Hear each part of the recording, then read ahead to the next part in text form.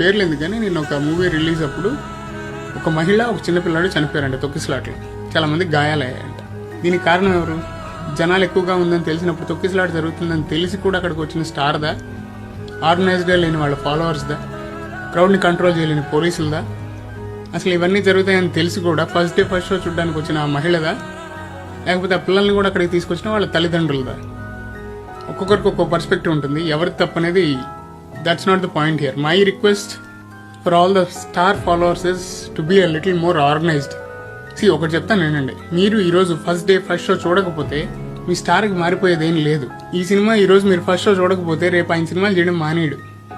ఈరోజు వెండి పళ్ళలో తినాయని రేపేమి ఇత్తడి బొచ్చులో అడుక్కు తిండు.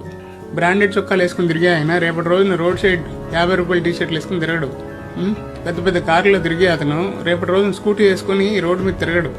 అతనికి ఏం మారదు. There will be no change at all. అసలు ఎన్ని రాదు బ్రదర్, నువ్వు ఎవడివి? నువ్వు ఫస్ట్ డే ఫస్ట్ షో చూస్తే ఎంత, చూడకపోతే ఎంత అతనికి? అసలు చూసినా చూడకపోయినా ఫరక పడదు. ఇవన్నీ కాదు, నువ్వు బతికున్నా సచ్చినా అతనికి అయితే ఫరక పడదు. కొంపదీసి మీరే నా దేవుళ్ళు, మీరే నా ఫ్యామిలీ అంటున్నారు కదా అని అది నిజం అనుకుంటున్నారా ఏంటి?